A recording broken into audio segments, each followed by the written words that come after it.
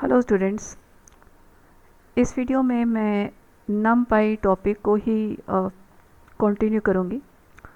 आज के इस लेक्चर में हम numpy के अंदर कुछ और फंक्शंस सीखेंगे, जैसे कि रीशेप फंक्शन का क्या मतलब है, कैसे एरेज जनरेट करे जाएंगे जिसकी सभी एंट्रीज़ 1 हैं या जिसकी सभी एंट्रीज़ 0 हैं या जिसकी सभी एंट्रीज़ रैंडम हैं, रैंडम नंबर्स हैं। उसके अलावा एक आइडेंटिटी मैट्रिक्स जनरेट करना भी सीखेंगे और लिन स्पेस कमांड को यूज़ करना सीखेंगे। लिन स्पेस का मतलब है लीनियरली स्पेस्ड। हम पाइथन पोर्टल पर आते हैं। यहाँ पर मैंने numpy लाइब्रेरी को ऑलरेडी इंपोर्ट कर रखा है। अब पहला फंक्शन है यहाँ पर रीशेप फंक्शन। रीशेप फंक्शन, इसके लिए एक मुझे 1D एरे की ज़रूरत है। np.arange, मैं arange फंक्शन की हेल्प से ये 1 डायमेंशनल एरे जनरेट कर लेती हूँ। इसको जनरेट करने के बाद मैं आपको वन नोट पर कुछ डिस्कस करती हूँ आपके साथ। इसमें जैसे कि np.arange, ये मैंने फंक्शन यूज़ किया है 1 से 11 के बीच में। एक 1 डायमेंशनल एरे ये जनरेट करेगा, लेकिन इसकी एंट्रीज़ 1 से लेकर 10 तक होंगी। इसकी फर्स्ट एंट्री 1 होगी और लास्ट एंट्री 10 होगी। 11 इसमें एक्सक्लूड रहेगा। ये मैंने अपने लास्ट लेक्चर में भी डिस्कस किया था, np.arange फंक्शन। अब अगर इसमें टोटल नंबर ऑफ़ एंट्रीज़ देखें तो वो 10 है। मुझे इस एरे को रीशेप करना है, मुझे इस एरे को रीशेप करना है। तो रीशेप करने की क्या पॉसिबिलिटीज़ हो सकती हैं?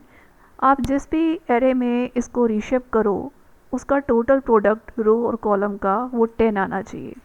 पॉसिबिलिटीज़ हैं 1, 10, 10, 1, 2, 5 एंड 5, 2। 1, 10 तो हमने ऑलरेडी यहाँ पर कंसीडर करा हुआ है। अब हमें बाकी 3 पॉसिबिलिटीज़ चेक करते हैं। अब हम इसका कमांड रन करते हैं पाइथन पर। .reshape और यहाँ पर मैं 10, 1 ये जनरेट करती हूँ। साथ में हम इसके कमांड को प्रिंट कर लेंगे। इसके कमांड को हम यहाँ पर इस ए को हम प्रिंट कर लेते हैं यहाँ पर। तो आप देखें एक 10, 1 का एरे यहाँ पर जनरेट हो गया।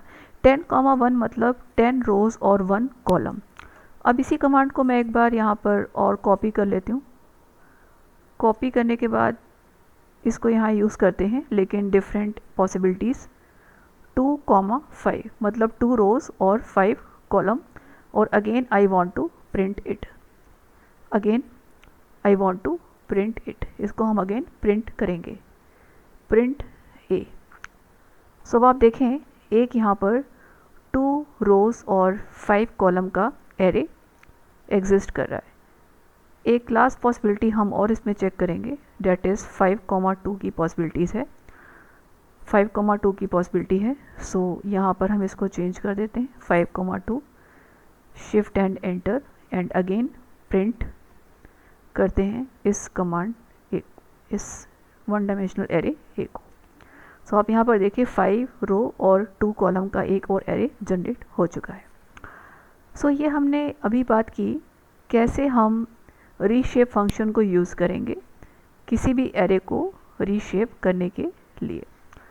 अब नेक्स्ट 2 एरे हम जनरेट करेंगे।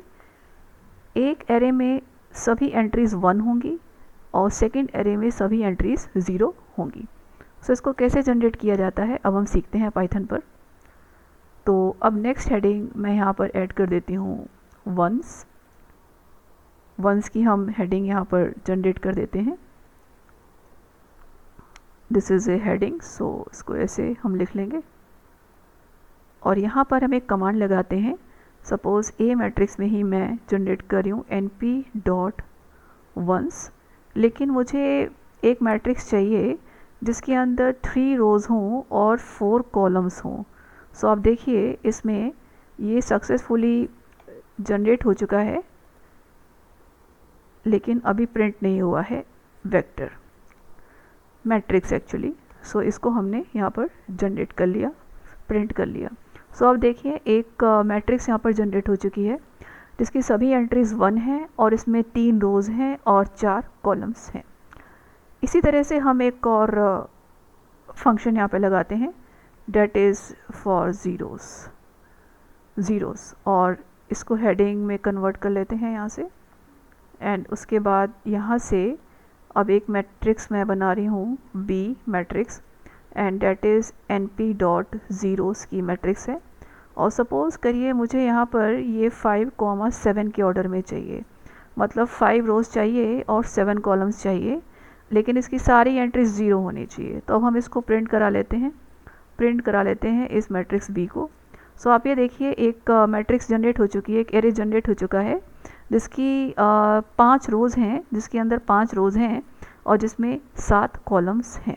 सो इस तरह से हम मैट्रिसेस जनरेट करते हैं जिसकी सभी एंट्रीज़ 1 हैं या जिसकी सभी एंट्रीज़ 0 हैं। इसी तरह से एक और यहाँ पर कॉन्सेप्ट है मैट्रिक्स जनरेट करने का जिसकी सभी एंट्रीज़ रैंडम हों। जिसकी सभी एंट्रीज़ रैंडम हों। सो इसके लिए कमांड होता है date is np dot random. अब इसके साथ आप ऑर्डर भी मेंशन करेंगे, डेट इज़ रैंडम। और मैट्रिक्स का आपको ऑर्डर क्या चाहिए, सपोज़ आपको मैट्रिक्स का ऑर्डर चाहिए 4,3, मतलब 4 रोज़ और 3 कॉलम्स होने चाहिए। इसको एंटर करें तो ये देखिए एक रैंडम नंबर्स की मैट्रिक्स, एक एरे जनरेट हो चुका है जिसमें 4 रोज़ हैं और 3 कॉलम्स हैं। देयर आफ्टर हमारा जो नेक्स्ट एम इसमें है वो है आइडेंटिटी मैट्रिक्स को जनरेट करना। कैसे हम आइडेंटिटी मैट्रिक्स जनरेट करेंगे, अब हम ये सीखते हैं। अब आप देखिए इसमें आइडेंटिटी मैट्रिक्स के लिए मैं एक कमांड यहाँ पर लिख रही हूँ, date is np dot identity. लेकिन अब मुझे यहाँ पर उस आइडेंटिटी मैट्रिक्स का ऑर्डर मेंशन करना होगा। सपोज़ वो ऑर्डर 3 है, तो इसका मतलब मैं 3x3 की एक आइडेंटिटी मैट्रिक्स मेंशन करना चाह रही हूँ। एक बार हम इसको वन नोट पर सीख लेते हैं। 3x3 की आइडेंटिटी मैट्रिक्स को बेसिकली हम I3 से डिनोट करते हैं। और इसको प्रेजेंट कैसे करते हैं, डायगोनल एलिमेंट 1 होंगे और जितने भी नॉन डायगोनल एलिमेंट्स हैं वो हमारे यहाँ पर 0 होंगे। इसी तरह से एक हम I5 भी जनरेट कर सकते हैं जिसमें डायगोनल एलिमेंट्स तो 1 होंगे, 5x5 की एक मैट्रिक्स रहेगी और जितने भी नॉन डायगोनल एलिमेंट्स हैं वो क्या रहेंगे, 0 रहेंगे। सो इन दोनों मैट्रिक्स को हम जनरेट करते हैं पाइथन पर। Identity matrix of order 3x3 is denoted by this particular command. So let me run this command. So आप देखिए एक आइडेंटिटी मैट्रिक्स जनरेट हो चुकी है जैसा कि अभी मैंने वन नोट पर डिस्कस किया था। और इसके अलावा एक और अब हम आइडेंटिटी मैट्रिक्स बनाएंगे यहाँ पर, आइडेंटिटी मैट्रिक्स, लेकिन उसका ऑर्डर हम चेंज करेंगे, डेट इज़ ऑफ 5 ऑर्डर। तो यहाँ पर आप देखें एक 5x5 की आइडेंटिटी मैट्रिक्स मेंशन हो चुकी है। अब अगर हम वन नोट पर देखें, मोस्ट ऑफ द कॉन्सेप्ट्स मैंने डिस्कस कर दिए हैं, reshape function, ones, zeros, random, identity. एक लास्ट में फंक्शन है लिन स्पेस। लिन स्पेस का मतलब है यहाँ पर लीनियरली स्पेस। इसको अब हम सीखते हैं, लीनियरली स्पेस। लिन स्पेस कमांड को कैसे यूटिलाइज करेंगे पाइथन में। सो अब देखें आप, जैसे कि यहाँ पर मैं कमांड यूज़ कर रही हूँ np डॉट लिन स्पेस और -2, 12, 6। इसका मतलब क्या है, इसका मतलब मैं आपको एक बार पाइथन में वन नोट में बता देती हूँ। जैसे कि np डॉट लिन स्पेस और -2, 12, 6। इसका मतलब ये है कि -2 और 12 के बीच में आपको 6 नंबर जनरेट करने हैं, लेकिन जिसके बीच की डिस्टेंस क्या हो, इक्वल हो। कुछ 6 नंबर्स यहाँ पर जनरेट होंगे इस कमांड के बाद में, लेकिन जिनके बीच की डिस्टेंस क्या होगी, जिनके बीच की डिस्टेंस इक्वल होगी। तब इसी वजह से इसको लीनियरली स्पेस कमांड बोला जाता है। अब हम इसको रन करा के देख लेते हैं। इसको रन कराते हैं तो आप ये देखिए एक एरे जनरेट हो गया है। इस एरे में टोटल 6 एंट्रीज़ हैं, -2, 0.8, 3.6, 6.4, 9.2 एंड 12। अगर आप इसमें किसी भी दो एंट्री का डिफरेंस देखेंगे, सपोज़ आप 3.6 से 0.8 को माइनस करें या फिर 6.4 से 3.6 को माइनस करें, इक्वल डिस्टेंस आएगी। इसी वजह से इसका नाम है linearly space command. So students, आज के इस लेक्चर में हमने काफ़ी बेसिक्स सीखे रिगार्डिंग नमपाई। आई होप आपको इससे काफ़ी हेल्प होगी। अपने नेक्स्ट लेक्चर में मैं कुछ और कॉन्सेप्ट्स कंटिन्यू करूँगी। Thank you so much.